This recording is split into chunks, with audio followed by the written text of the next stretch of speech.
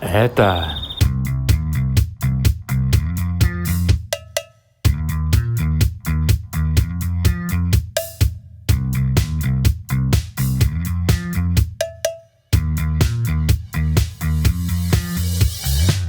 Всем привет! Вы на канале Рукавешка и пойдемте смотреть Суботицу, она же венгерский город Сабатка. Погнали! Здесь живет Жаконя, Скуби-Ду и Градская куча. Мы их называем, такие здания, венгерскими пряниками. Особняк семейства Адамс. Ну и вот наш главный мегазорд, наш главный мегапряник. Вырезанная из пространства такая ошибка, небольшая карта. Я не поехал кукухой. А вот и цирк едет обратно. Акробаты из Африки. У-у-у. Здорово, мужики. Че, балкон держите, да? Котик сидит, котик. Можем зайти к мэру. Запрещено прислонять велосипед к стене. Давайте посмотрим, какие языки есть в городе Суботица. Очко уходит в зрительный зал. Здесь проиграл, там штаны заложил последний. Мы на краю карты. Ну и, конечно, да, мастера парковки. Че мне делать, блин? Сербия – страна детей. Не желаете поговорить о Боге?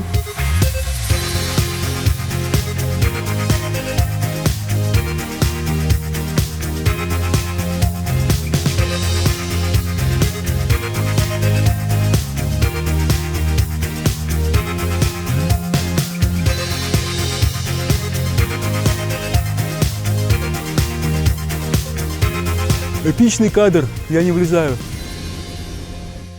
Ну что, мы в Суботице, это самый-самый северный город Сербии. Бывшая венгерская, до Первой мировой бывшая венгерская территория, австро-венгерская. После этого Воеводина присоединилась к царству сербов, словенцев и хорватов. Я об этом рассказывал в ролике про Нови Сад. Обязательно посмотрите, если хотите узнать побольше. Ну, а, собственно, мы сейчас на ЖД вокзале. Видите, там даже написано на сербском слева «Железничка станица Суботица». А справа я это не прочитаю никогда в жизни. Просто потому, что это венгерский язык, а венгерский язык – это какой-то ад. Видите, там слово «сабатка». Вот «сабатка» – это то же самое, что «Суботица», только по-венгерски. Если вы хотите увидеть памятник коррупции, прямо монументальный, то он вот здесь. Потому что в прошлом видео я рассказывал про вокзал Нови Сада, да, про обрушение. Вот в том же ноябре, когда обрушился вокзал Нови Сада, должны были запустить этот вокзал. Он отреставрированный полностью. Вот от сих до сих он отреставрированный, но его так и не открыли. Сейчас апрель месяц, вокзал все еще закрыт. А еще это первый ЖД вокзал в Сербии в целом. Очень-очень исторический. Да, в Нови Саде новый, а этот вот как был, так и остался. В Нови Саде там тоже был старый вокзал, но город расширился, и я так понимаю, что как раз из-за этого решили построить более модерновый, более новый. Разворачиваемся от вокзала. Здесь у нас особняк семейства Адамс. Семейки Адамс. Ну, я его так называю, потому что, посмотрите на это же просто. Здесь должен жить какой-нибудь злодей такой, который выходит вот сюда на балкон с чашечкой кафе и наблюдает, как туристы приезжают с вокзала и хохочет. Такой: хо-хо-хо-хо, вы приехали в мое адское место. А вот здесь у нас, конечно, странная такая вещь. Это два ларька. Ну вот тот ларек новый, он, конечно, очень сильно выбивается из всего вот этого красивого колорита, который находится вокруг. А вот этот явно югославский. И явно его давно пора уже было заменить, еще в прошлом веке, мне кажется. Потому что он тут вообще лишний. Ну, что это такое, да? Пепси он. Пепси и мусор. Поколение П. Самое крутое, вот здесь не просто так это все построено, именно вот таким образом. И именно вот таким образом здесь дорога от вокзала отходит. Тоже не просто так, по которой машины приезжают. Там вдалеке, видите, среди деревьев выглядывает. Это дворец Райхла. Это знаменитый архитектор венгерского происхождения, который очень много чего построил, вот такого пряничного. И его, явно человек был непростой, да? Раз напротив вокзала, прямо по прямой линии, он построил свой дворец. То есть люди, которые приезжают на вокзал, должны были восхищаться и поражаться вот этому дворцу, который там выглядывает из-за деревьев. Ну что ж, раз должны были восхищаться, пойдемте и мы восхитимся. А здесь вот женщина, которая меня снимала. Мой первый стендап, она в качестве оператора выступала. Ну, потому что я не мог поставить никуда, здесь все как-то нету прямых плоскостей, и пришлось попросить бабушку из киоска. Огромное ей спасибо. Там у нас собирают, косят траву, разные особняки, про которые я абсолютно ничего не знаю. Если я узнаю, я дам титрам. Ну, как-то так получилось, что я про них ничего не знаю. Ну, что поделать. Какие-то точки притяжения должны быть. Вот сейчас мы к ней идем. Это парк Райхла, Ференца Райхла. Ну, парк тоже сильно нуждается в, так сказать, в благоустройстве. Ибо, я так понимаю, только скамейки более-менее новые, остальное прям очень старое. Ну, в зеленях это все выглядит хорошо, поэтому никаких проблем. И вот путники. Мы с вами приехали, да, в город Субботица, он же Сабатка. И идем, значит. Ну, когда-нибудь вокзал откроют такие, да? Будем надеяться, что не через 10 лет. И вот мы вышли и идем. И первое, куда мы упираемся, это тот самый дворец Райхла. Мы их называем, такие здания венгерские, венгерскими пряниками. Потому что, ну, посмотрите, это же и есть пряник. Самый настоящий пряник. А сам Райхл, вон автобус ждет. Но пока автобус что-то не едет, я смотрю. Долго стоит. Тут было смешно, полгода назад висело объявление, прям растяжка во весь музей, вот в этом вот окошечке, что мужчина из Боснии ищет человека для того, чтобы общаться об искусстве, и номер телефона. Люди из Боснии не такие, да.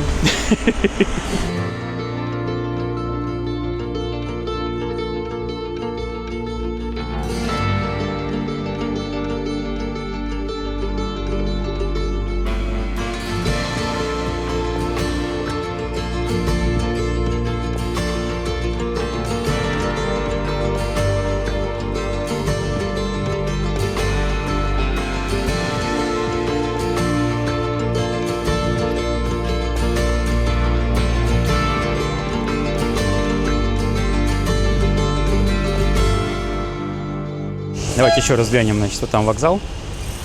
Здесь у нас дворец Райхла. Центр Субботицы находится вот там, вот за этим домом. Там пешеходная улица и, собственно, центр притяжения. Все рестораны, все музеи. Ну, музеи вот главные вообще здесь, конечно. Все рестораны, все для жителей города все налоговые и прочие места.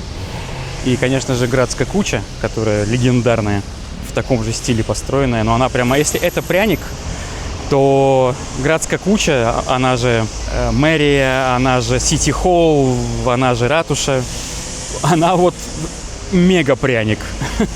Так что посмотрели на супер-пряник и пойдемте смотреть на мега-пряник. Но я предлагаю пойти не вот туда вот, а я предлагаю сделать хитрый ход конем и пойти вот в этот двор.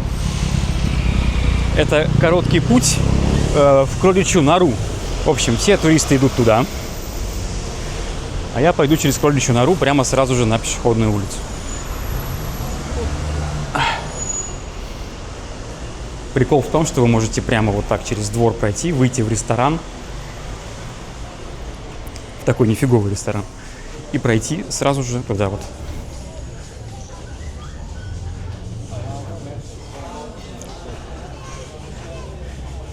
Предлагаю это и сделать. Вон тут всякие дяди играют на скрипках. Бочки с вином. Ну и, кстати, про Полаку. Ну, давайте по минимуму возьмем. Я думаю, 50% людей, которые здесь сидят, это все местные. Потому что еще апрель, еще не совсем сезон. И вот я вышел на пешеходную улицу, где... Ну, ресторанная улица, назовем ее так.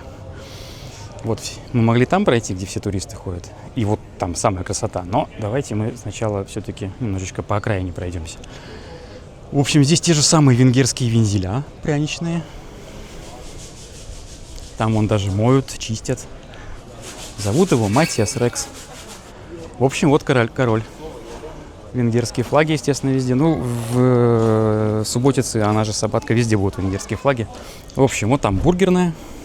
Фабрика называется, очень неплохая. Здесь какое-то детское заведение. Здесь я не был, не знаю, что это такое. Это уже дворец Райхла, да, мы посмотрели. Здесь же ресторан, через который можно пройти. Я вам, кстати, советую так и сделать, потому что, ну что ходить по этим тротуарам?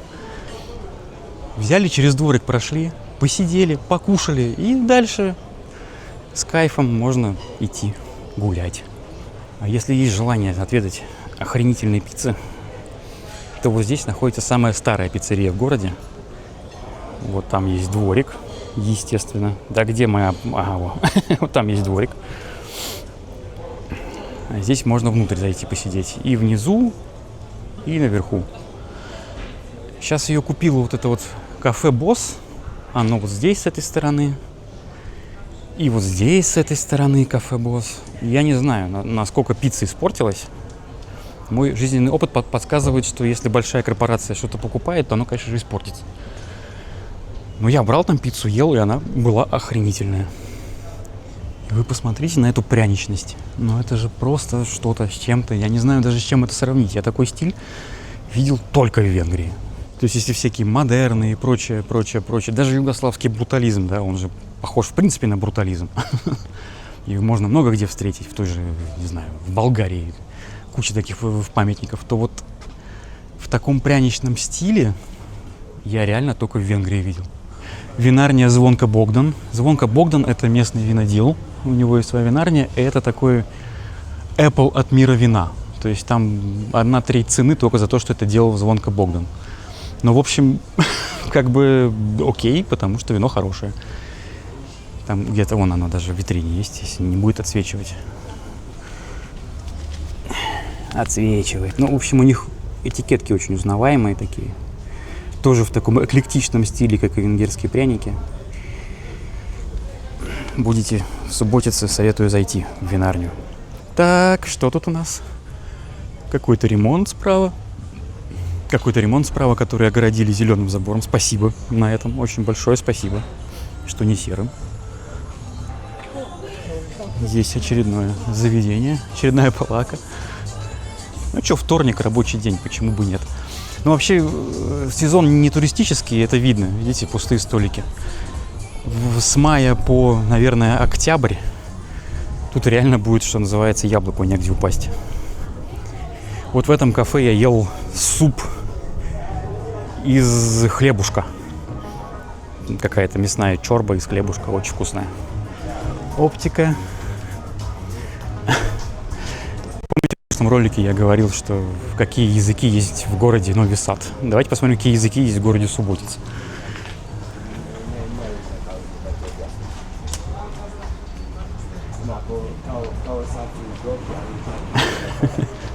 Одни русские в стране. А вот это заведение должно быть знакомо людям, которые живут в Москве, насколько я помню, да? Поправьте меня, если я не прав. По-моему, кофейня, по-моему, это московская кофейня. Захватывают рынки, вы посмотрите на них, а? Сволочи. Ну, в общем, да, вот там пешеходная улица с ресторанами. И я советую на нее сходить и через нее пройти, прямо попасть в Субботицу через ресторан. По-моему, это прикольно. Вот. Но это все, конечно, не для нас, плебеев. И меня прельщает больше вот здесь, на окраине, где начинается уже спальный район, как мы видим, да, по этим зданиям. Грекос гирос. Вот греческий гирос и какой-то еще гирос. В общем, они оба прекрасные, и я бы поел лучше вот здесь, чем в ресторане там какую-то пиццу за полтораху съесть. Нет. В гиросе слева, причем тебе могут прямо в эту прекрасную шаверму положить морковку по-корейски, что прельщает меня еще больше. Так что обычно походы мои заканчиваются вот здесь, а не вот там. Нет, там красиво, все такое, ну, возьми гирос да сиди. А могли бы сразу попасть на пешеходную, и когда я первый раз побывал в Субботице, я вообще пропустил эту улицу. То есть я увидел ресторанную улицу, когда пошел уже обратно. Ну и зеленя, конечно же, да? Пользуясь случаем, передаю привет жителям Белграда. Ну, не всем, а тем, которые живут на участках, где нет тут зеленей. А таких участков там, ёшкин кот, сколько. Ну и везде будут надписи на венгерском. Вот фабрика с бургерами. Ну, Я в бургерах не особо разбираюсь, но вроде как вкусные. И вроде как даже очень вкусные. Вот куда я сейчас снимаю, вот оттуда мы должны были прийти, по всем заветам туризма, но не пришли. И не пойдем. Ну, там, собственно, что там? Театр. Какой-то там юношеский театр, по-моему, он называется. Перед театром стоит памятник королю Петру Первому. Ну, это, понятное дело, не наш король Петр Первый, а их король Петр Первый, который в Первой мировой участвовал. Это у нас прогулочная пешеходная зона, называется она Корзо. Здесь китайский огромный центр, он туда уходит. 4 этажа, по-моему, у них. Там вообще можно купить, по-моему, боеголовку, если порыться. Есть все. Ну, собственно, она ничем особо не отличается от остальных улиц. Имеется в виду по наполнению, не по визуалу, а по наполнению. Магазины, кафешки, лучшая в мире мороженка. Мороженку надо посмотреть, кстати. Сейчас стало модно этот дубайский шоколад везде пихать. Там даже мороженка дубайский шоколад появилась, блин. Я сильно подозреваю, что она по вкусу, ну, типа такая же. Эх, отсвечивает. Лесные ягоды. Дубайский шоколад, пожалуйста. Что и стоило доказать. Что-то я пронесся, как фонарь над Берлином. Давайте-ка посворачиваем на все эти маленькие улочки по бокам, потому что здесь тоже все хорошо и прикольно. Вот тут находится кафе, внутри которого, на удивление, не курят. Вы уже слышите этот гвалт, да? А что, вторник, 12 часов дня. Там очень вкусные пирожные. Тут, конечно же, надписи, которые я не комментирую. Ну, сходили налево, давайте сходим направо. Там, конечно, не улица, а двор, но здесь в каждый двор, куда ни загляни, будет что-то интересное. Так, что тут у нас? У нас тут Обеликс за задницу держится.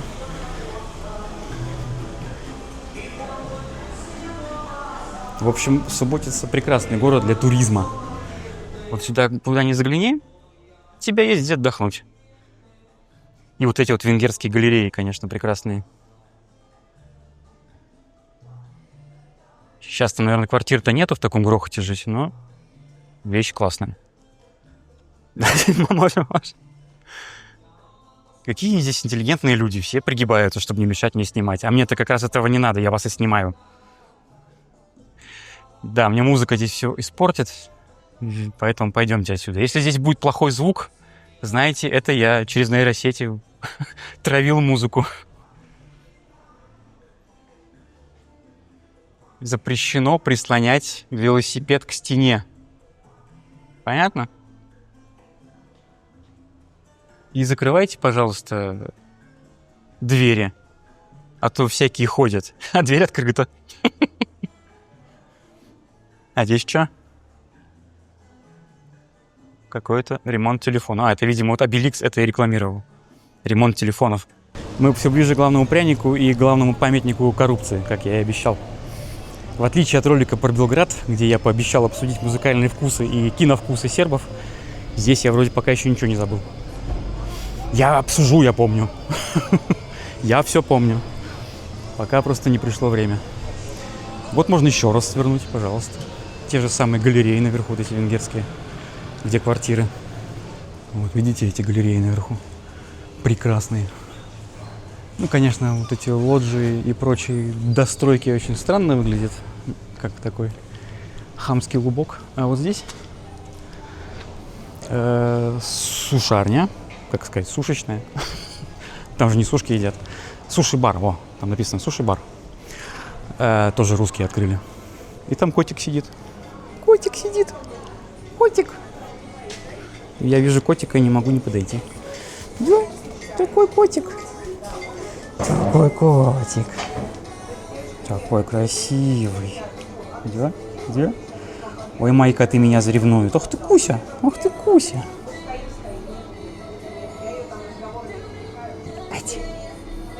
О, сожрал. Ну, в общем, вот. Я говорю, захватывают рынки. Все, которые возможны. Скоро в Субботице не останется субботинских заведений. Не, ну я шучу, конечно. Это очень маленький процент на самом деле. То есть сколько мы уже видели? Ресторанов 10. Первый вот суши-бар, который вообще не ресторан. Одна кофейня и что там еще? Ну блинная еще будет. Сейчас покажу. Ну и все. Ну вот смотрите. Пряники. Венгерские пряники. Ну это же красиво. Скажите мне, что нет, ага. Вот реально, только в Венгрии такое видел. Ну и вот в венгерских городах, типа Субботица. Субботица, прям, по-моему, это прям такой единственный оплот подобной архитектуры в Сербии. Так что получается только в Венгрии и в Сабатке.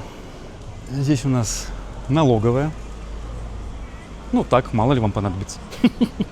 Что еще? Ну давайте, раз я сказал про блинок, давайте зайдем за угол. Здесь, конечно, стоит зайти вот за угол, и вандализм процветает. Я не обещал это не комментировать, я хотел это не комментировать. Ну, смотрите, что это. Что это за... У меня других слов нет. Ну и да. Блинок. Русскохрана. А где здесь данные? Должны писать. Ага, вот. Алексей Прокофьев. Прокофьев. Нифига себе. Греча. Греча. Стопудово петербуржцы открывали. Москвичи сказали бы гречка. Оливье, винегрет, овсянка с вишней. Ух ты, блин, сырники. Сырники 2 штуки. Сколько стоит?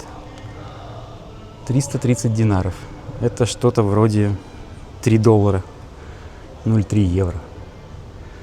Ну, нормально. Куриный суп. Куриный суп. Ой, куриный суп и борщ. Нифига себе. Так. Пилеча супа. Чорба. Чорба, не супа. Суп это у них с водой, который не похож на наш суп. 360. Да нормальные цены, кстати.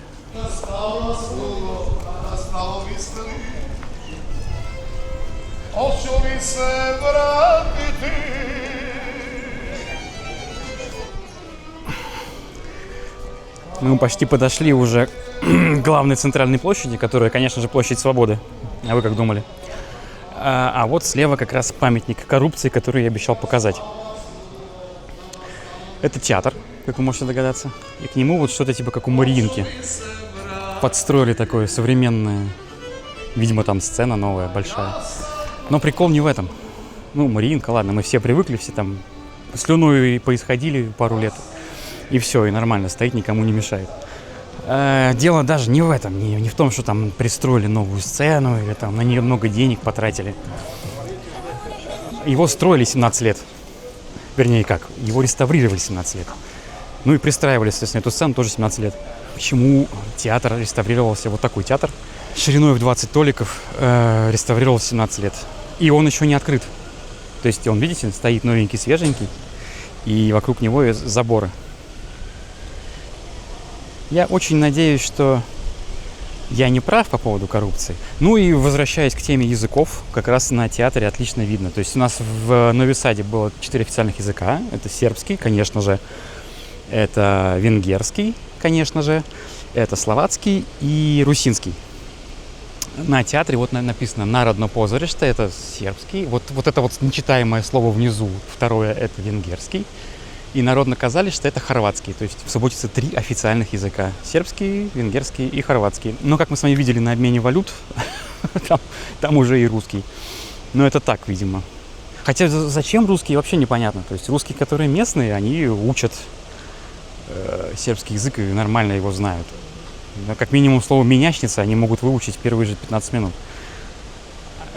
Для туристов российских, да, мне кажется, из-за санкций не так и много их тут. Да, как бы Сербия не вводила санкции, ну так билеты стоят, там, если прямой от Москвы, то 500 евро может стоить.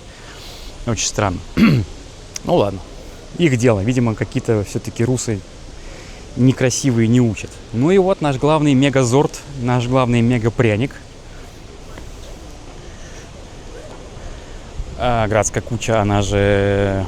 Господи, я все время забываю эти слова. Почему? Что со мной не так? Я Градская куча помню, а ратуша не помню. Я совсем уже осербился. В общем, Градская куча, ратуша, Сити-холл. И это прямо символ Субботицы. И везде, вот везде именно Градская куча. Ну и, собственно, понятно почему. Посмотрите на эту красоту. Я знаю, что туда в башню можно забраться и посмотреть на город сверху, но Суботица очень маленький город, и в основном в нем частный сектор. Я не знаю, на что смотреть оттуда. На границу с Венгрией, которая здесь в 15 километрах, ну, разве что. И в ролике про Нови Сад, кстати, я рассказывал, что примерно все городские площади в Европе, они прям все одинаковые, да, то есть стоит, ну, может быть, фонтан какой-нибудь, да, стоит ратуша, Сити-холл, и обязательно церковь. Что-то здесь церкви я не вижу. А она есть. Она вот там за деревьями. Сейчас мы туда пойдем, ну, по другой улице пойдем, и мы ее увидим. Но она здесь есть. А ратуша прямо реально как вот в старых европейских городах. И весь функционал у нее точно такой же. То есть в ней находится ЗАГС, в ней находятся какие-то городские службы там. Но больше всего мне нравится, что в ратуше есть Макдональдс. И это один из самых красивых Макдональдсов, таких прямо вот типично европейских. Ну, то есть еда там невозможная, есть это, конечно, нельзя. Но выглядит он как, ну, как прямо мишленовская штука. Пойдемте, зайдемте. Но я буду молчать, чтобы не смущать людей.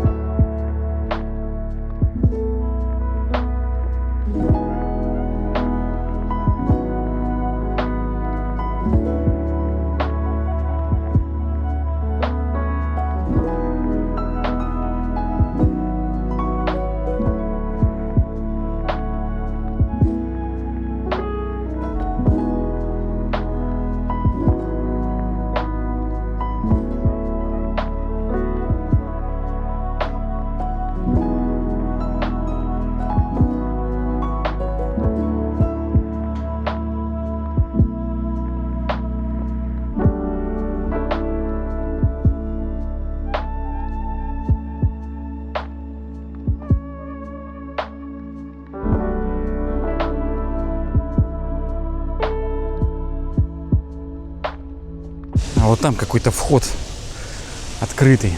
Надо пойти посмотреть, что это. Через такие ворота красивейшие. Так, что тут написано? Республика Сербия, автономный край Воеводина, град Суботица. Градоначальник тут сидит. Ага. Эй, градоначальник. Не выходит градоначальник. О! Председничество. Ага, вот тут он сидит. Можем зайти к мэру. Ну, конечно же, он меня не ждет, поэтому я никуда не пойду.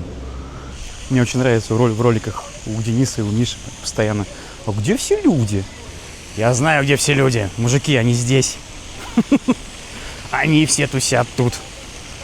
Ну, вот многострадальный театр. Красивый фонтан.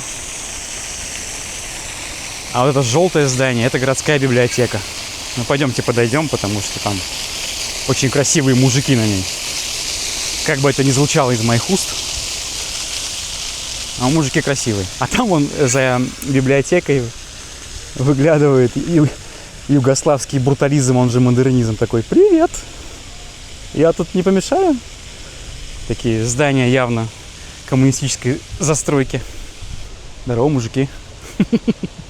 Че, балкон держите, да? А, смотрите, варушка библиотека. А это что за язык?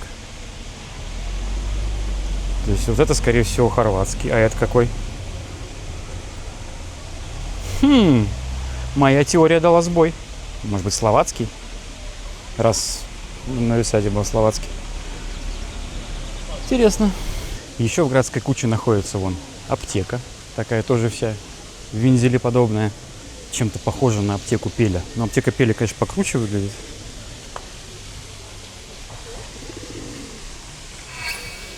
Вот такое тоже все деревянное. Лекарня. Понятно вам? Лекарня. Так, пойдемте. Что-то я здесь завис с этой стороны, а там еще, ого-го. Мужики сидят, что-то обсуждают. Ну и обычно сердце таких маленьких городков, это помимо пешеходной улицы, ратуши и церкви, это ярмарки. Но здесь пока вот ярмарки не видно, она вот частично вон там. Но вот тут ставят прям вот слева-справа деревянные палатки, как они сказать, деревянные домики. И под этими вот деревьями прекрасными проходит ярмарка. Там можно купить от магнитиков до свиной задницы, копченой и вообще все, что хочешь. Рубашки, ракию, естественно. Ракию в невероятных количествах. Ликеры домашние. Я там покупал егермейстер домашний. Он вообще ничем не похож на обычный егермейстер. Ну, типа, вроде егермейстер. Он так и назывался Ягерь у чувака. Мужик причем был готов, по-моему, распить его со мной прямо там, возле палатки. На что я сказал, что нет, это на Новый год, спасибо. Ну вот отголоски ярмарок европейских. Вот тут мед можно купить, сувениры. Вот. Патрика не желаете?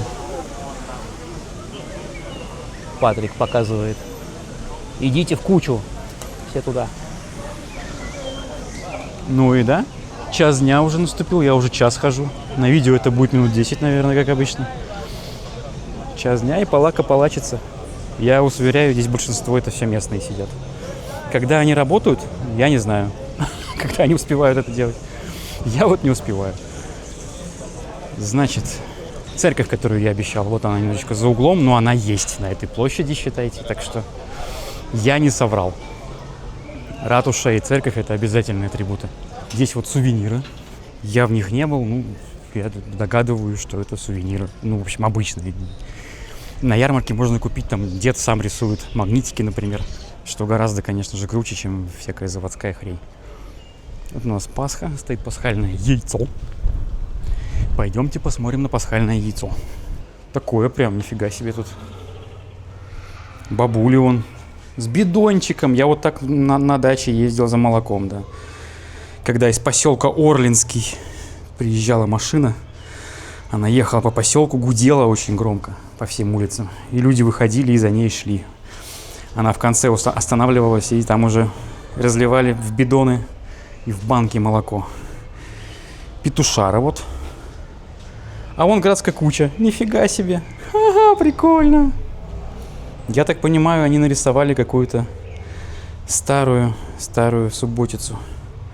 Хотя вот вроде не такая и старая. Вон у человека велосипед там. Он едет на велосипеде. Башня. Это в поселке Палич она стоит. Башня такая. Здесь ее мы не увидим сегодня. Она классная.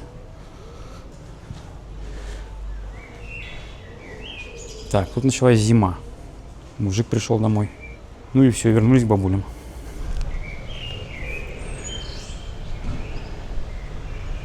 Все, Толик не обманул. Посмотрели на церковь, пойдемте дальше. А птичек, вы слышите птичек? Таких птичек в Нови Саде и в Белграде нету. Наши-то птички. Ну ладно, я шучу, конечно. Но она прям орет громко. Она прямо метал-вокалистка. Не, ну вон, честности для, вон ребята что-то делают, красят. За донации. То есть были донаты на реставрирование этого здания. Забавно. Ну, я думаю, за донаты они сделают это быстрее, чем за 17 лет. Такое маленькое язвительное замечание. Ладно, чешем дальше мимо Палаки. Сейчас я вам покажу красивую улицу. Реально красивую. На ней, правда, вон Собянин плитку меняет. Но это к туристическому сезону. Так, реклама тоже лишняя. О! Красота! А когда будет лето, здесь листья еще будут такие большие-большие. Будет прям коридор из деревьев. Но и тут, конечно, небольшая хтонь присутствует. Небольшое запустение. Здесь на углу, видите, все заброшено. Ну, там вот явно живут, а здесь вот прям вообще ноль. Зарисовано, заброшено. Здесь была кофейня во время Югославии. Здесь была кофейня хорватская. Говорят, очень вкусный кофе был.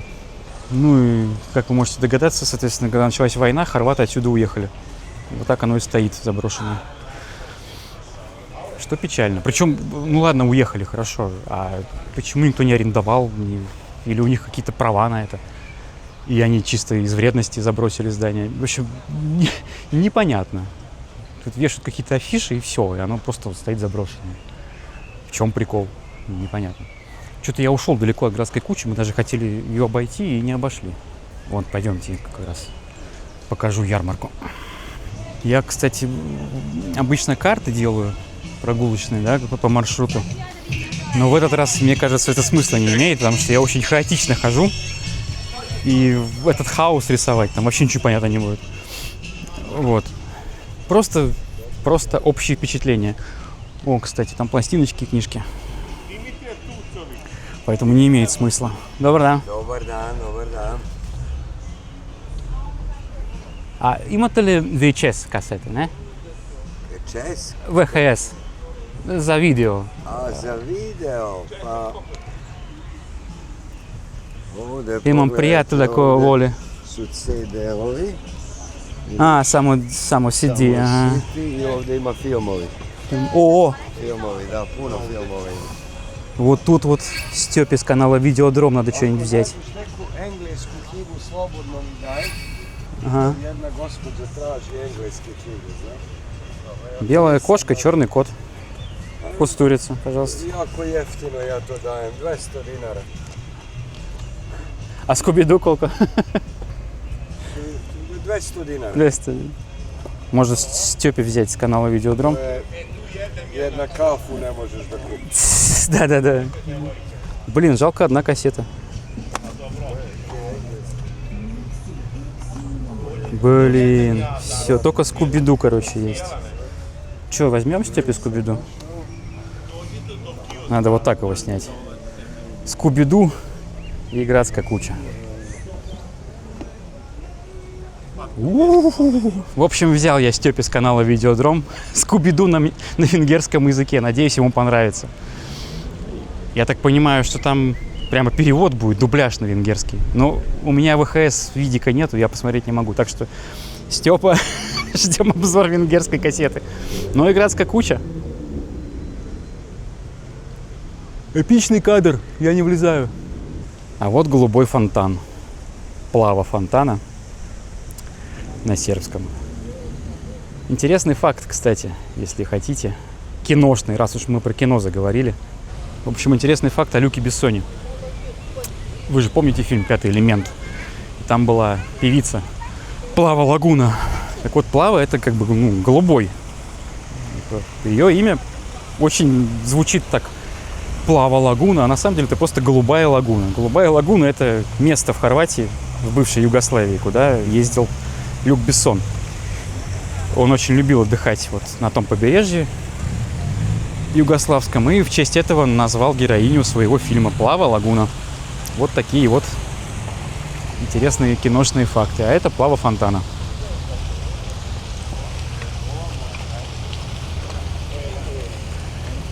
Ныряй! Я стесняюсь спросить, а вот черные скамейки не под деревьями на открытой местности, это чтобы летом из тебя барбекю вышло сразу же буквально? Это очень интересное дизайнерское решение. Мне вот даже сейчас на нее страшно садиться. Я хотел посидеть, водички попить, но я, пожалуй, не буду. А то у меня вот как роштель будет на заднице вот эта вот штука. Здесь вот ЗАГС. Ну и здесь хорошо видно, конечно, что зданию срочно необходим ремонт. Прямо вот был необходим еще вчера. Потому что любая красота может увянуть, если ее не поддерживать. Увясть. Или увянуть. Увянуть. Хотели бы вы в таком ЗАГСе жениться, выйти замуж? Ну, в общем, я бы нет, по той простой причине, что сербские свадьбы — это просто какой-то вот ад кутежа, например. Мы вот с Наташей просто зашли, расписались и ушли. Вот тут улица. Я уже не буду на все заходить, потому что, что-то прям город маленький, а если на каждую улицу зайти, то ролик будет 5-часовой. Вот на той улице есть бар, называется «Само пиво». Там, в общем, очень много сортов крафта и прочего-прочего, чего в Сербии очень редко найдешь. Вот там это можно найти. Ну и Градская куча с этой стороны. Естественно, под сенью древ, так сказать. Банк. Вот там вот любимое занятие европейцев. Это не только сербов касается. Вообще всех стояние в очередях. Потому что после России нынешние банковские системы, местные вернее, это просто дно. Это государственный банк, поэтому, в общем, ничего удивительного, что в него очередь. У него уровень развития сервисов где-то примерно на уровне нулевого года. Что, в общем-то, я так понимаю, нормально. В Германии вообще факсами еще пользуются. А вон туалет написан таким шрифтом арт-декошным. Как вы думаете, какая надпись вдохновила нас на создание логотипа моего канала? Ну, красиво же, красиво. Что, туалет. Он там внизу, кстати. Давайте-ка я в него сейчас спущусь и кое-что покажу.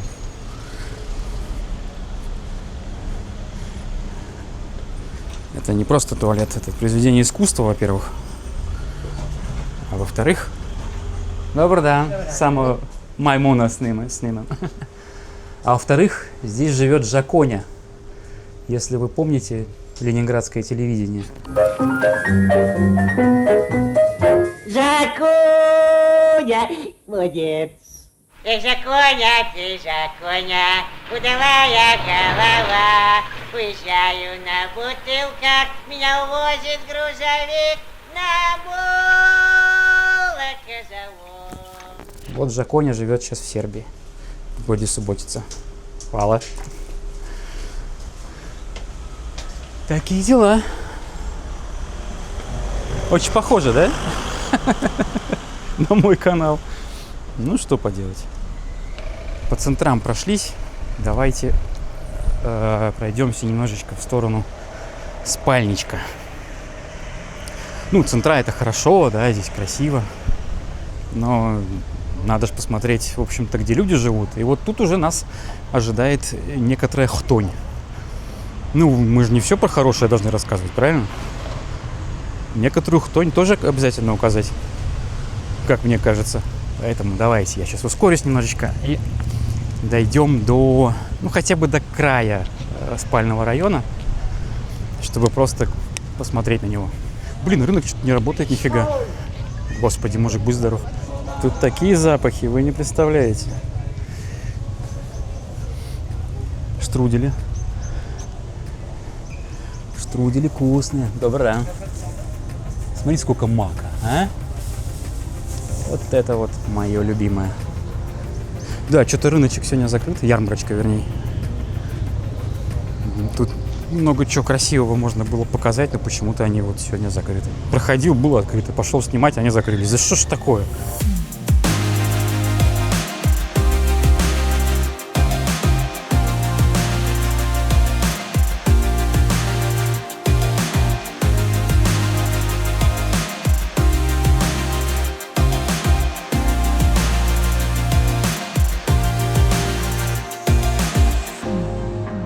Вот пойдемте по этой красивой улице, где перекладывают плитку. За что им большое спасибо. А то там я что-то шел вот по этой стороне, где еще не перекладывают после дождя. И наступил на одну штуку, мне прям в лицо прилетело грязью из-под плитки. Очень круто было. Продолжаем. Все дублируется на венгерский. Пес с ним с хорватским. Это в основном государственное заведение на хорватском. Но любой бизнес, все на венгерском дублируется. Это не просто так делается, потому что здесь очень много живет венгероязычного населения. И даже, вот опять, золото, арани будет по-венгерски, или арани, господи, я не знаю. Да, и даже меня принимали несколько раз за венгра, потому что я говорю уже с диким акцентом. И говорю, так ты маджар. Я говорю, не, я рус. Говоришь как маджар. А это вот Хунгарикум центр, это продуктовый магазин с венгерскими продуктами. Ну, опять же, бежим мимо, я не буду прям заходить. А вот там ночной кошмар стоит и машет рукой. Сейчас я поверну камеру. Я просто поближе подойду, чтобы было видно лучше. Пам-пам-пам. Что это, блин?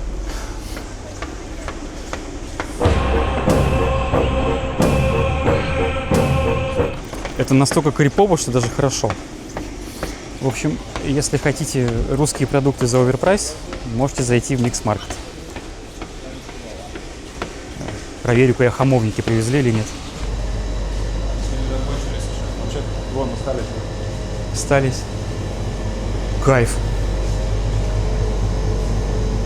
По 100 динаров всего. Мне кажется, прямо скучающим по родине вообще. Вот это, да, экспортное. За 490 динаров не хотите? А вот я встретил мужчину с рынка. Как вас ты? Добро. И я сам. Этот дядя, я у него покупаю орехи. Орехи и овсянку. Потому что с этим проблема, конечно. Ну, с орехами нет, с овсянкой. Кстати, овсяные хлопья по-сербски. Вот слово хлопья.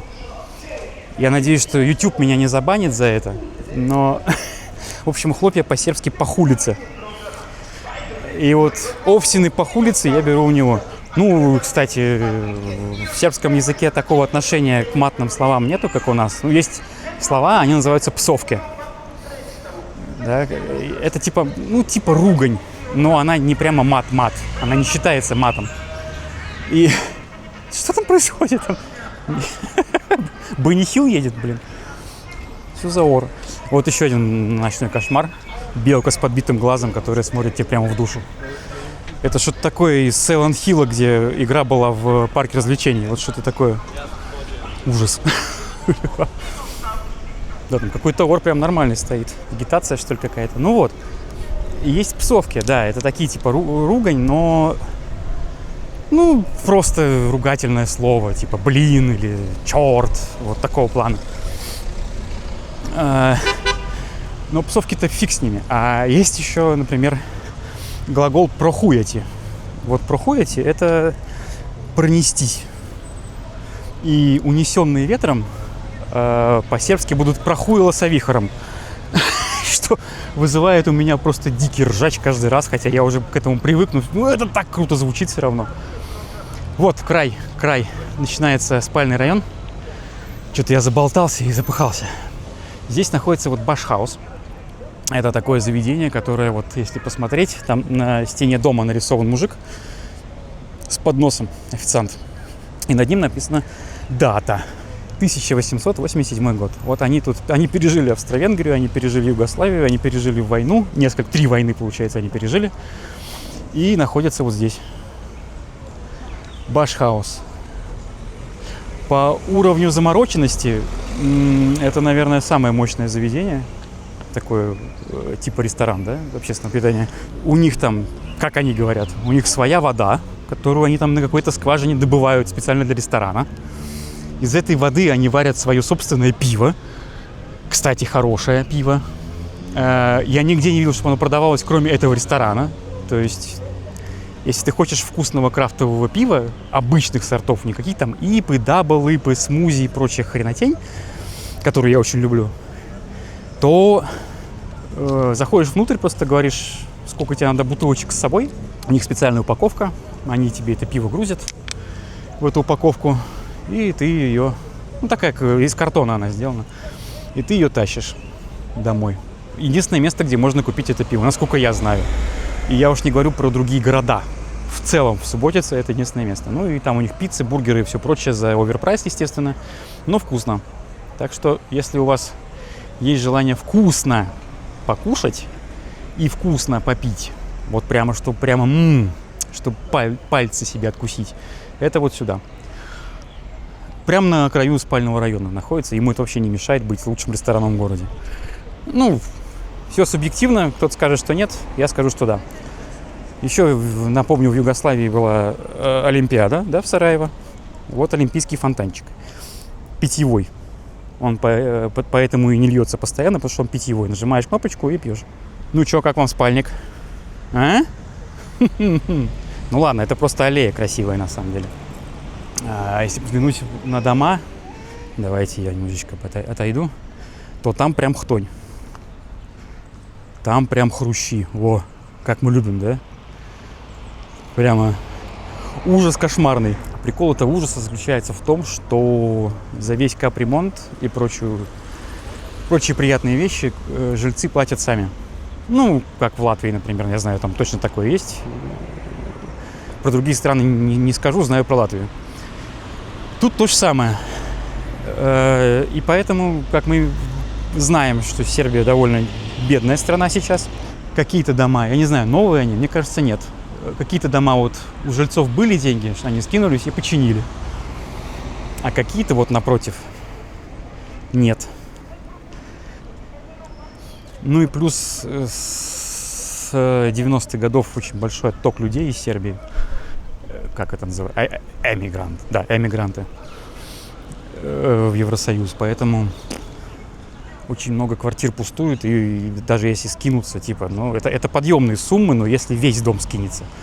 А когда у тебя полдома пустует, ну, как бы, куда деваться, так вот и живи.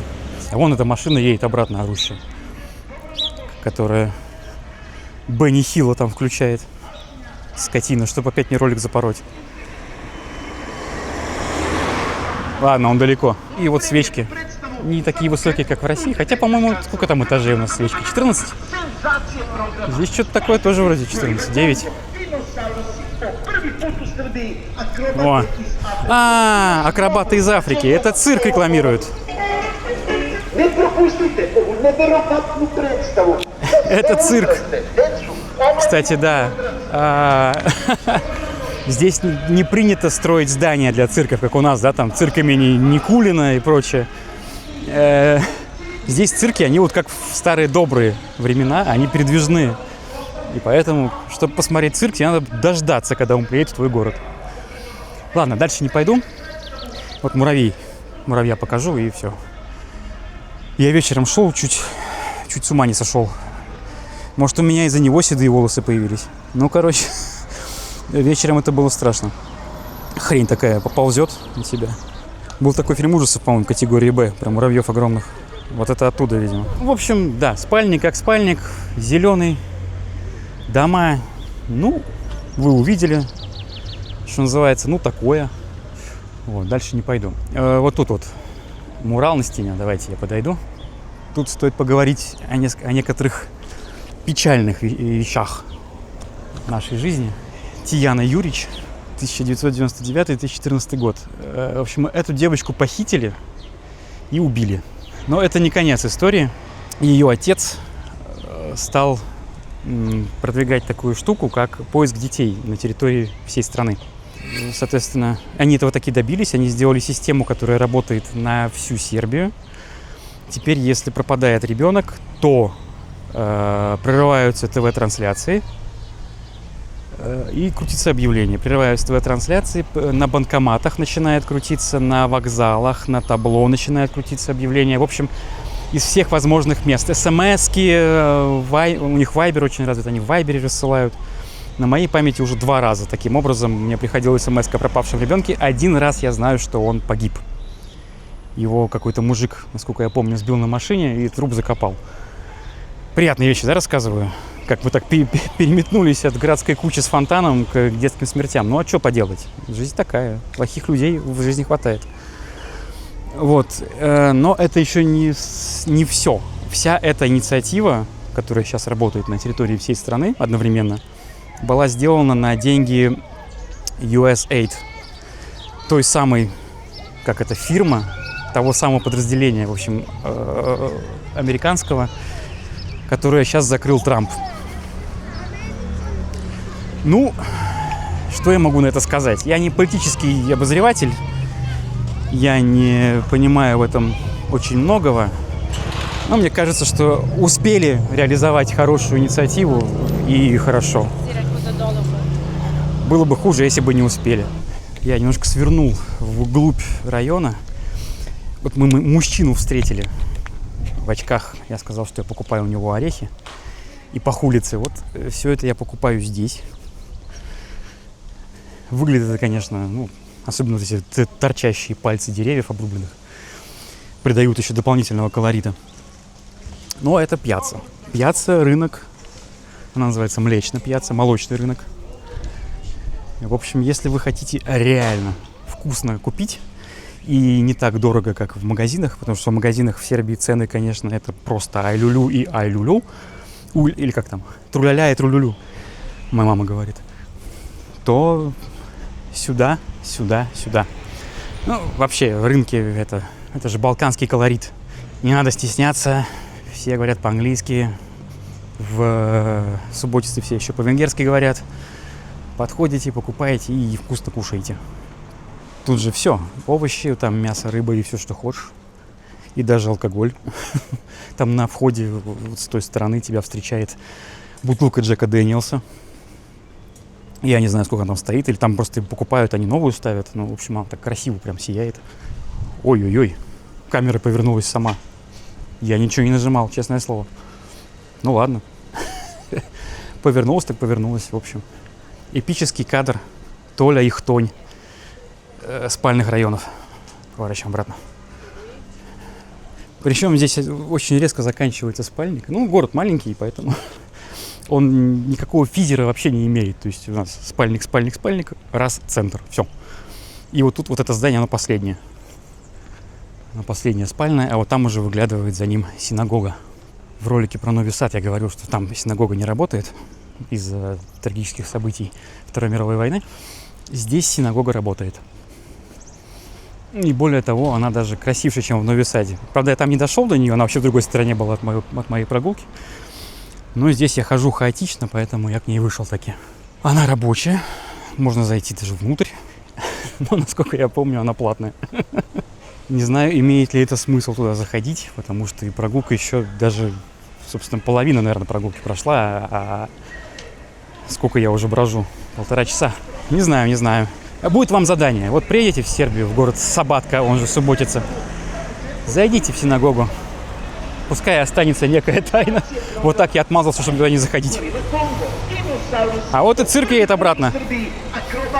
Акробаты из Африки.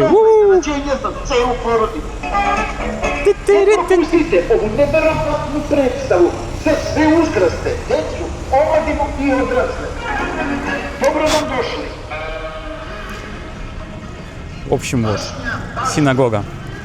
Они прямо... Это отдельный жанр получается такой. Она, опять же, такая пряничная, венгерская, да, вот. Удивительная архитектура, конечно, здания.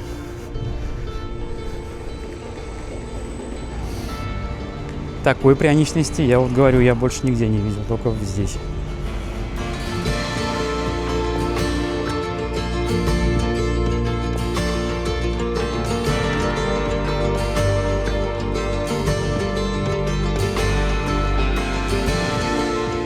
Это вот напротив синагоги. Даже в спальном районе вот как раз.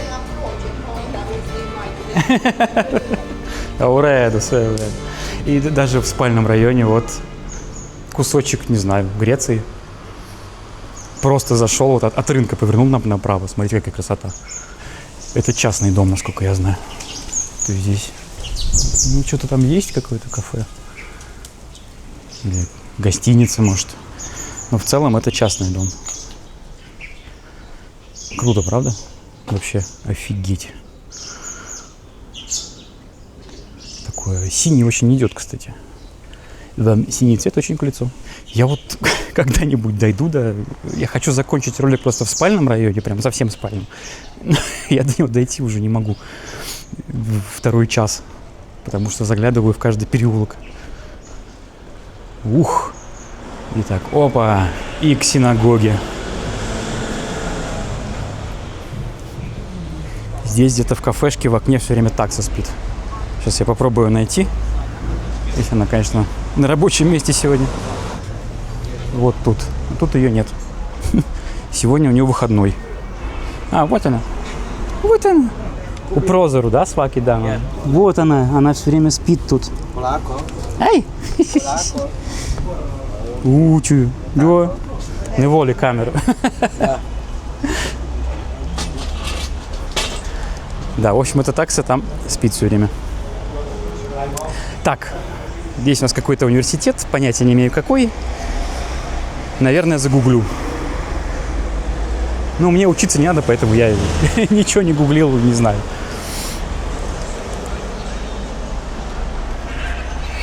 Но тут студенты все время тусят, вон даже бегут какие-то девчонки.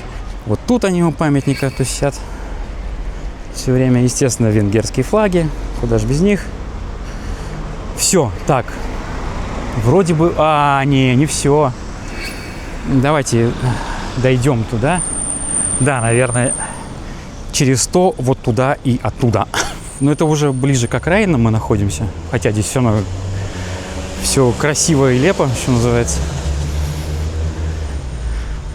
Но совсем на окраины я уже не пойду. Но вот на соседнюю улицу сходить, как мне кажется, необходимо. Раз уж мы начали тему в прошлом ролике, в прошлой прогулке, не в прошлом ролике, про войны, фашизм, евреев и прочее, то тут вот надо таки заглянуть, в общем, сюда. Просто отметиться, что мы здесь были, я вам покажу, сам посмотрю. Там еще и красивые деревья, поэтому втройне, вдвойне, вчетверне будет приятно. Вот здесь за углом. Тут тоже какой-то еще венгерский универ или институт, или не знаю что. В общем, какое-то высшее образование. Тут вот там флаг висит. Венгерский и сербский. Вот там какой-то универ. Детишки вышли покурить. Мы же в Сербии. Мне кажется, здесь курить начинают лет с 3. Я, конечно, шучу, но в каждой шутке есть доля правды. Эта площадь называется площадь жертвам фашизма.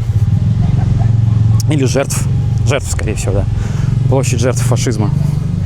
И здесь находится монументальный памятник такого советского образца.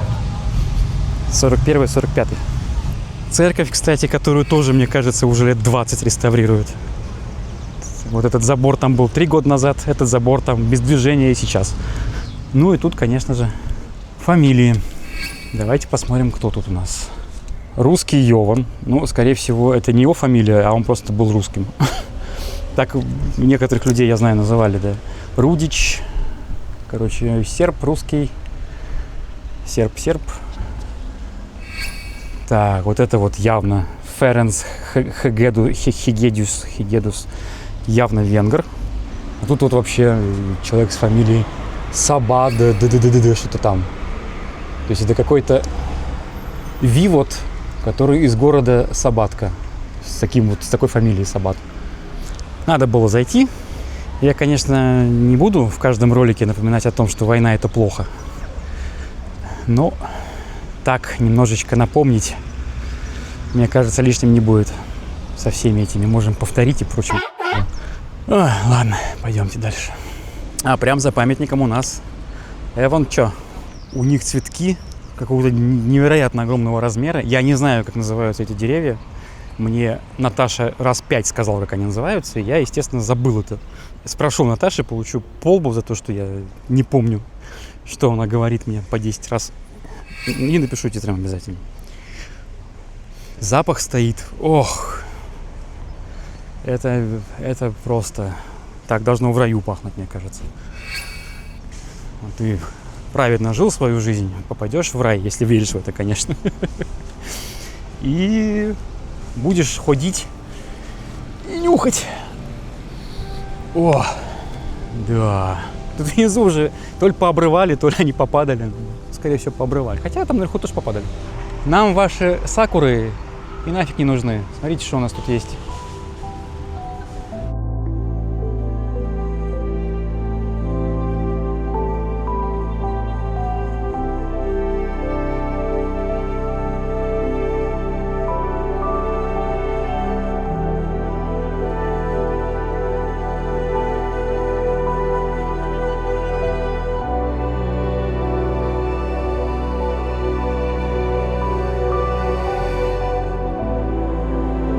Вот там мы снимали сейчас церковь, да, с цветочками, с деревьями.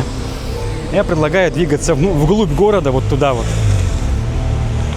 Вот там городская куча, ее отсюда не видно из-за деревьев. И слава богу, значит, много деревьев. Там отдельный такой прям город в городе, спальный район. По типу Купчино. Ну, такое мини-Купчино. Да, вот туда вот. Двигаемся в поисках края карты. Где-то здесь край карты должен наступить. У меня за спиной, кстати, край карты реально находится. В 15 километрах там граница с Венгрией, с ЕС и Шенгеном. Так что край карты за моей спиной он точно есть.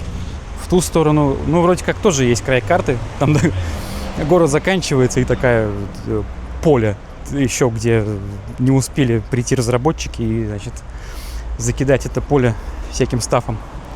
Стафом, господи. Как это называется, кстати, у разработчиков? Я вот не в курсе. Я Unreal-то знаю, но так, в рамках там создать сцену просто, в которой разместить все, что я в Гудине наворотил. Вот в таком смысле я знаю Unreal. Как это называется? Став, не став. Наполнением, короче. Вот там сцена еще не наполнена. Вот мы были у Градской кучи. Мы все еще идем как бы, ну, вдоль нее, получается, параллельно. И я говорил, что вот на этой улице есть бар с крафтовым пивом. Это вот она. Здесь какая-то заброшка. Цирк уехал, и клоунов не осталось. В общем, здесь заброшка. Все. Осталась только дверь. Осталась входная дверь и коридор. Нифига себе, прикольно. Такая вырезанная из пространства такая ошибка небольшая карта.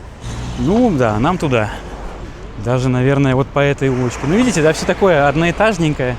И это все частные дома. То есть, если дом частный заброшен, это значит, что у хозяина просто, ну, либо хозяина нету, либо денег нету, и все, и дом развалился, его уже не продашь. К сожалению, такое встречается. Сейчас мы это увидим, скорее всего. Так, что тут у нас? Все, центра покончались. Ну вот о чем я говорю. Вот этот дом, скорее всего, заброшен. Либо там просто нет денег на то, чтобы его содержать в нужном, ну, в благоприятном, богоугодном виде. А есть прям вот такие домики, прям ух. Да, надо сейчас, значит, свернуть будет налево. Там есть улица, где таких домиков очень много, но над ней еще нависают деревья таким полукругом. Это потрясающе красиво, на ней еще брусчатка лежит. И там прям лепо, да. Сейчас я сверну и включусь уже с той улицы. Потому что здесь-то что? Спальник. Ну, не спальник, в смысле, а частный сектор. Ну и, конечно, да, мастера парковки. Что мне делать, блин? Парковку можешь тоже не комментировать в Сербии. И так все понятно. Как эта фразочка? Все понимают. Ну что, вот тротуар. Ну и что осталось от тротуара? Это вообще он во всю длину встал. Красавчик. Ладно. Я в поисках красивой, тихой спальной улицы. Отсюда, кстати, оп, назад. Из нашей деревни вон куча городская видна. Здесь какая-то рюмочная. Оттуда гвалт доносится. Ну ладно, сейчас я почти пришел, мне кажется. Есть! Я дошел до красивой улицы. Тут вот магнолии, не магнолии, не знаю. В общем, вот она. Покрытая брусчаткой от начала и до конца. И машины ездят вот под таким навесом из деревьев. Ну, пока еще апрель. Навес не так виден. Летом будет прям плотненький коридор зеленый. Вот это круто. Вот это мне нравится. И вот тут вот, да, опять же по краям слева-справа частные дома. Какие-то из них вот, как вот этот, в хорошем состоянии. Ну, прям в отличном. Какие-то, вот как тот белый, в нормальном. Какие-то вообще не очень. Вот тот дальний весь исписанный, стеганый. И тут как бы даже городу не предъявишь особо, да, за какую-то вот, за какие-то развалины и некрасивые вещи, потому что, ну, это частные дома. Это вот просто как в Штатах. Вот если у тебя из района люди уезжают, денег нету, вот у тебя весь район как хрень выглядит. Вот тут то же самое. Ну, только тут дома, конечно, эпичные. Такие прямо особнячки. Я у риэлтора спрашивал, сколько подобное стоит. Он говорит, что вот, наверное, не такой, конечно, здоровый. Но в целом вот такой дом за 90 тысяч евро он продал. И это как бы дешево по сравнению с тем же Нови Садом, например. Но есть нюанс. Здесь вот, кстати, городского типа дом многоэтажный. Есть нюанс. Нюанс заключается в том, что, например, в подобных городках, типа как Субботица, например, в той же Италии, ты сможешь себе подобный дом купить либо за ту же цену, либо дешевле, причем иногда даже в 2 раза. И встает вопрос такой, 2 чаши весов. Потратиться, значит, 100 тысяч евро потратить на Субботицу или потратить 100 тысяч евро на дом точно такой же где-нибудь в итальянской деревне. И я сильно подозреваю, что многие выбирают потратить деньги на дом где-нибудь в ЕС все-таки. И поэтому тут огромное. Ну вот здесь не такое еще огромное, а где-нибудь вот там, например, откуда машины едут, там прямо большое количество заброшенных зданий. Здесь, видимо, еще просто улица красивая, место такое козырное. И поэтому все-таки не так эта хтонь чувствуется. Но, опять же, прекрасно видим, что есть и такие подзаброшенные дома. Вот, например. А в городе Кикинда мы были, это город тоже в Воеводине, ближе на границе с Румынией, там один из языков румынский. Вот, там прямо напротив ЖД вокзала стоял заброшенный дом. Мы поздно шли, темно уже было. Заброшенный, ну, он выглядит как заброшенный, то есть в нем выбиты стекла. Мы проходим мимо, а там ор из дома доносится, мужской. А там мужики бухают, сидят. Это вы типа живете здесь? Была зима, кстати, было холодно. Или вы побухать забрались в дом? Или это чей-то дом, просто он на реконструкции? У меня куча вопросов было, я вообще не понял, что это. И что они там делают в ночи. В тумане все это еще, такой Silent Hill. О, очень странно было. Но там таких прям много. Вот там есть центр, куда все приезжают посмотреть на сов. Потому что совы все, они зимуют там, у них там место зимовки, все европейские, ну, я так понимаю, да, европейская эта часть. Все совы там просто весь город в совах. И поэтому там даже памятники совам стоят. Отходишь от центра, там центр даже меньше, чем вот мы в Субботице сейчас с вами бродили. Отходишь от центра, и все, там вот просто все заброшено. И это, конечно, печально. Здесь все выглядит гораздо круче.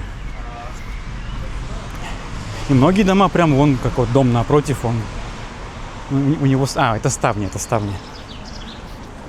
Закрыт ставнями, но он красивый, чистый, ухоженный. Просто хозяев, видимо, нет дома. И рядом вот прямо сразу же край в край стоит явно заброшенный, как минимум наполовину заброшенный дом. Такие дела. И чем дольше он стоит, тем меньше шансов, что кто-то его купит, конечно же. Вот там, где мы были у церкви с деревьями, с цветами, там рядом дом вообще наполовину уже обрушился на проезжую часть. И никто с этим ничего не делает, я так понимаю, потому что это частный дом.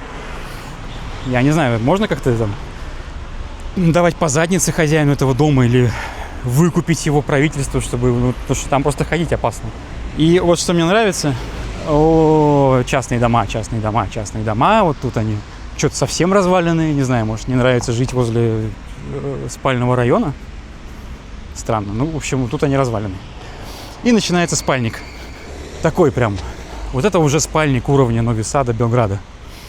То есть вы прошли через вот такую аллею с деревьями, да, и частными домами, и как через коридорчик попали в спальник. И такой поворачиваешь голову. Ба-ба-ба-бам. Такая посреди спальника стоит такая: здравствуйте. Не желаете поговорить о Боге? И вот рядом с ней, вот, пожалуйста, гаражи и такой вот хрущ. И церковь такая, бум. Она очень странно здесь выглядит. То есть я так понимаю, что это была окраина города. Или, возможно, была даже другая деревня. Потому что, видите, мы через какой-то коридор прошли и попали как будто бы в другую часть. Возможно, так было. И осталось, конечно же, как и в любом европейском городе, осталась церковь. Это как, я не знаю, посреди чего? Посреди Пионерской влепить собор, значит, такой в духе Исааки. Чего бы и нет. Я вот, ну, понятно, что она красивая и все такое. Это вот неоготика, или как это называется. Но ее местоположение меня, конечно, удивляет, поражает и так далее. Я смотрю на храм. А храм смотрит вот на это. Хотя тут из деревьев не видно нифига. И продолжается вот, пожалуйста, ЖД-станция Строганово. Продолжается деревня. И валяется мертвый голубь. Белый. Все, Вера умерла. Это какая-то инсталляция. Вся эта красота называется храм Святого Георгия. И в этом храме меня поражает больше его местоположение, чем сам храм. Потому что храм, ну, он красивый, он монументальный. Но он как бы классический храм такой вот. Там написано, что этот крест был поставлен в 26 году на месте другого старого креста, который был поставлен в 43 году, в 1843 году. И обновлен он был в 1959. И все это сделала семья по фамилии Чович. Вот так вот.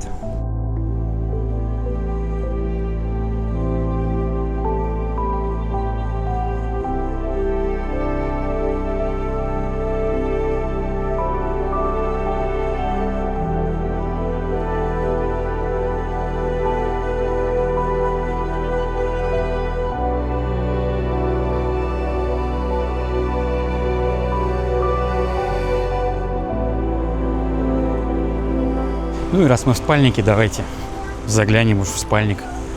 Посмотрим, как выглядит спальник здесь. Я 3 раза сказал слово «спальник». Мне самому он надоело сразу же. Район выглядит точно так же, по сути, как центр. Тут пешеходная улица, кафешки. Просто все это не исторические здания, а вот просто здания городские. Там вон кирпичные, детская площадка в виде корабля. Все такое. Ну, в общем, все как обычно, все для жизни. Почта, магазин. Ресторанов, конечно, больше, чем магазинов, но потому что это же Сербия. Что нам ваши магазины? Ну, вот пойдем и сядем. Единственное, да, вот что я вижу. Вернее, не вижу. Я не вижу деревьев. И вот это место, это прямо, мне кажется, да, привет Белграду. Вот там можно, конечно, пройти в тенечке, но тут-то лепше.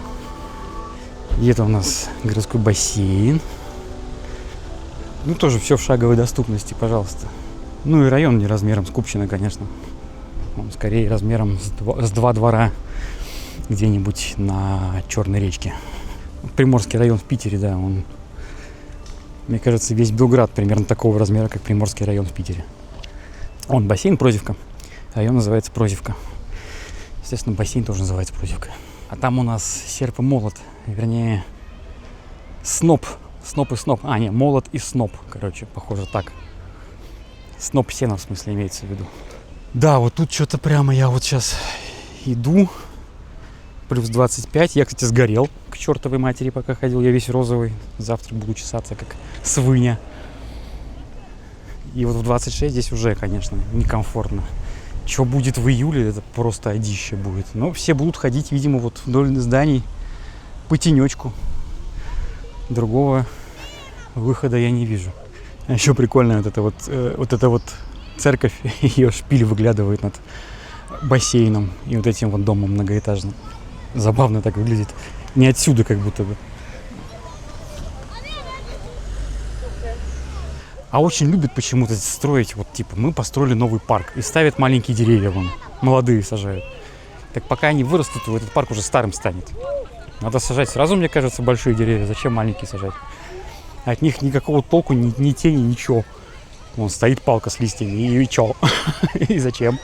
Сербия — страна детей.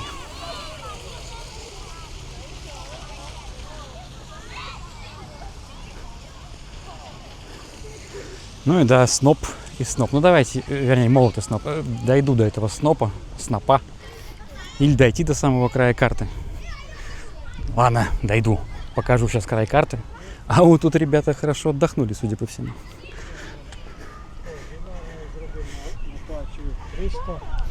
Идут, пошатываясь. Стойкие ароматы раки. Кто же их осудит-то? Я не буду. Вот сноп. Под снопом девчонки. Ну-ка, поднимайся. О. Вот такой вот, да. Югославский модернизм. Ну, в целом, конечно, спальник здорового человека. Так вот, если в целом посмотреть. Слева дома. Справа дома. Посередине парк. Чуть поодаль там для выгула собак отдельная площадка. В общем, в целом-то я смотрю, тут Дуная нет. Вот хотел дать 10 очков Гриффиндору, но в Субботице проигрывает, реки тут нет. Тут есть озеро Палич. Я думаю, можно оттуда будет тоже отдельный ролик сделать. Это такое курортное место. Красивое такое, венгерское прям. Ух, там прянички тоже присутствуют в огромном количестве. Но до него надо ехать. Ну, на велосипеде там 15 минут. Ну, это надо с собой велосипед взять. Опять же. Ты не выйдешь, как в Нови Саде. Хотя там тоже, если ты живешь, конечно, около Дуная, там можно выйти. А так те же 15 минут. В общем, не знаю. Ну, проточная вода лучше, чем озеро, все-таки, мне кажется. Река-то она длинная. И вдоль нее можно долго идти. А там что, озеро. 10 минут прошел, и все, озеро кончилось. Так что да. Очко уходит в зрительный зал. В общем, очко уходит на Нови Саду. Поэтому нет. Проигрывает. Ну еще одно очко уходит в зрительный зал за то, что Нови Сад все-таки большой город.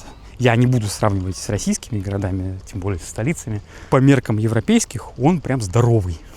И это тоже плюс. Там есть куда пойти. А вот здесь я иду. То есть, если бы я не шлялся там по улицам, заходя в каждый закоулок, я бы дошел вот до этого места, до края карты, за полчаса от вокзала. Ну, за 40 минут. И все, и город кончился. Получается, 2 очка уходит в зрительный зал. Что ж, эта красивая аллея сейчас упрется в ничего. Здесь разработчики закончили первую версию игры. Ждем патчи. Патчи будут, потому что они уже там собрались строить какой-то огромный футбольный стадион. Футбол тут национальная идея, поэтому, наверное, нужен. Все, край. Трасса. Стоянка грузовиков. Какой-то карьер за забором. И все. Это край. Мы на краю карты.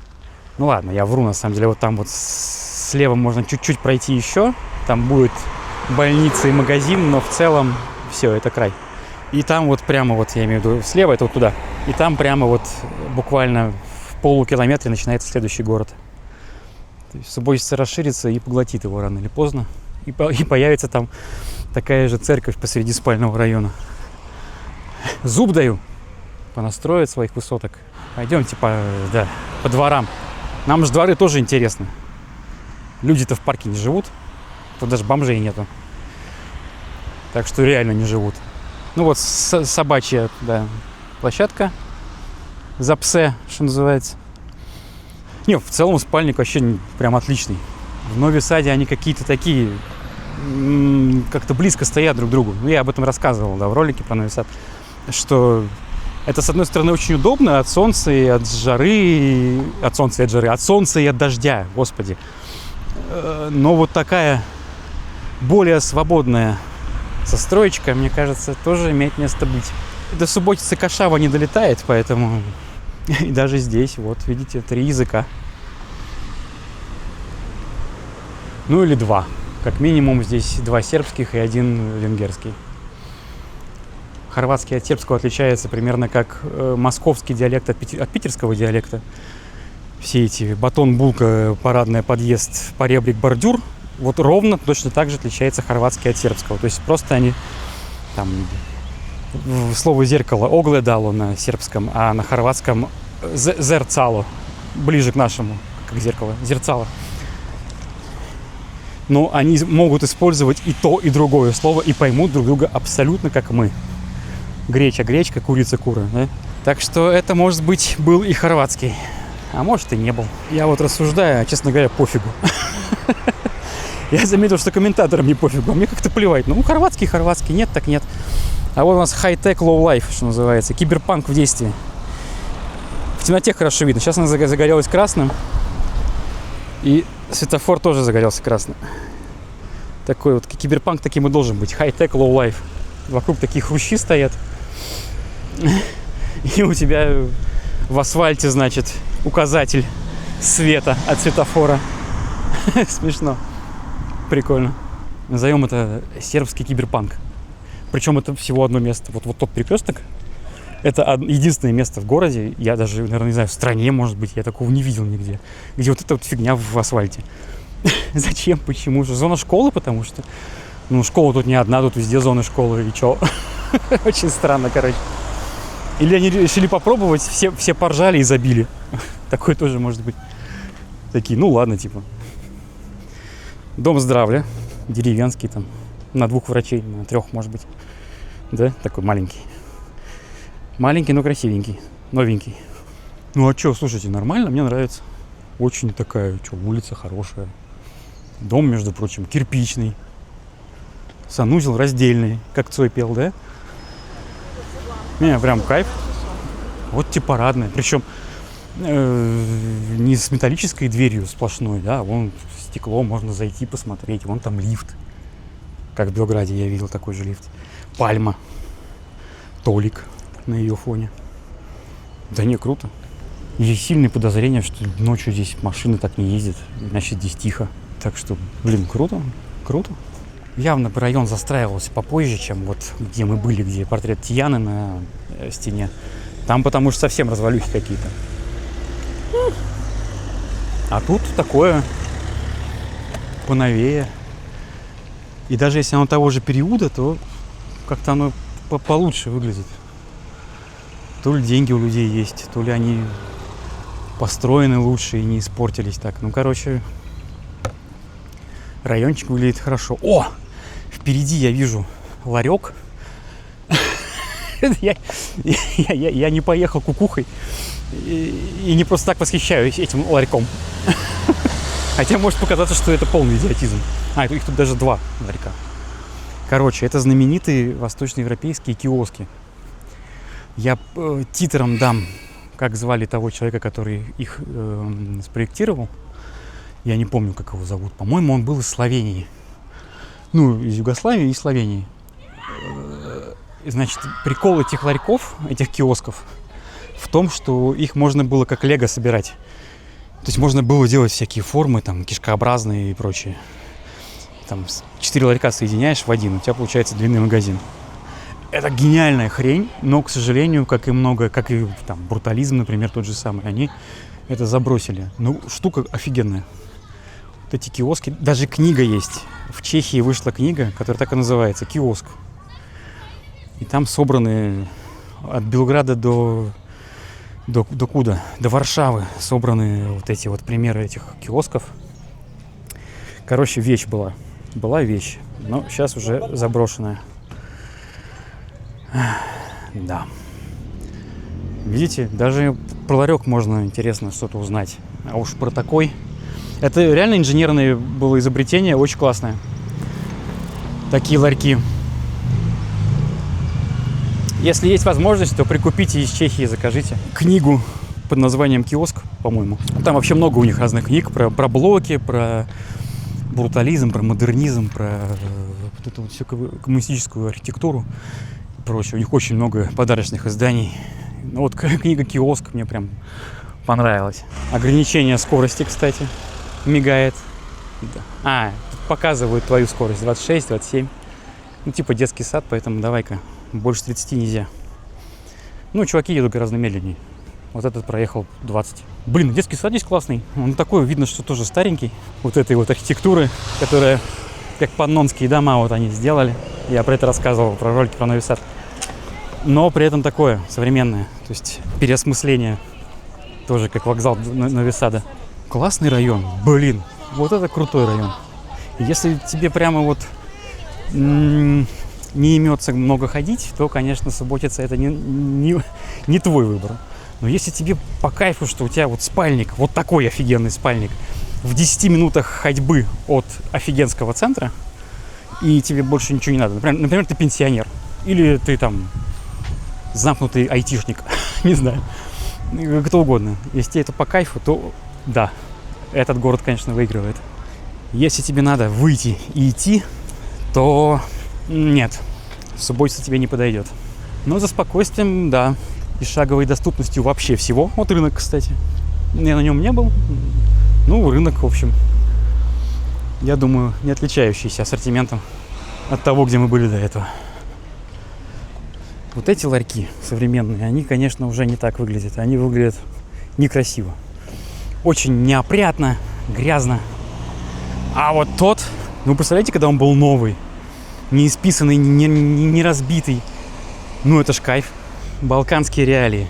В общем, Балкан Бет, да, это игровые автоматы. Поймай удачу за хвост. Если ты ее не поймал за хвост, то можете, вот где ребята идут, сделать 25 шагов. И здесь написано «Займы денег». Ну, займы для кошелька, навчальный кошелек. Короче, занять денег еще. Залогаонец там написано было. И пойти снова пытаться поймать удачу за хвост. Короче, это проблема. Потому что они проигрывают целые квартиры даже, я читал. И у них ходят разговоры, ну как разговоры, они как о курении, о запрете курения. Типа, надо запретить. Ну и все, они так будут еще лет 20 ходить, эти разговоры о запрете игровых автоматов. А пока люди будут проигрывать целые квартиры, дома и прочее. И очень удобно, да?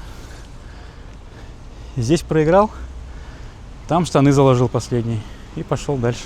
А вот тут, кстати, красное заведение. Здрасте. Блогеров ждете? Конечно. С камерами? Конечно, каждый день. Вот, русский мир пришел. И когда он приходит вот так, это, конечно, радует. Короче, это магазин крафтового пива. Потому что сербы пьют 3 сорта пива всю жизнь, и им, в общем-то, плевать. А это Анна, которая открыла этот магазин. Потому что русским 3 сорта пива, это на вечер не хватит. Вот, можно зайти. В субботе такого до этого не было. Я вот показывал, мы ходили. Само пиво, бар, а это, собственно, магазин. Так что советую. Ну, в общем, да, если хотите геоточку, я могу ее скинуть. Но я думаю, вам это не надо, потому что вы смотрите откуда-нибудь из-за рубежа. Напишите потом в телегу, если поедете, в телеграм-группу. Ссылка будет в описании. Если поедете, пишите, я все подскажу. И где лучше поесть чевапов, и где лучше попить пиво, и где лучше заночевать. Даже так. По крайней мере, в Белграде я точно знаю, где есть офигенская квартира с внутренним двориком. Прям вход с дворика. Очень крутая. Вот. Ну, я думаю, что все. Спальник посмотрели, центр посмотрели, венгерские пряники увидели. Чуть-чуть увидели, да, какие-то развалины, но это поправимо, это все со временем пройдет.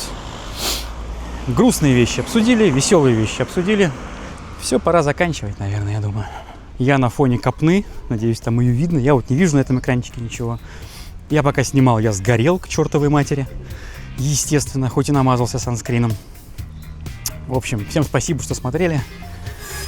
Ставьте лайки, комментарии и так далее. Это все необходимые вещи. Ну, а я пойду снимать новые города, а вскоре и новые страны.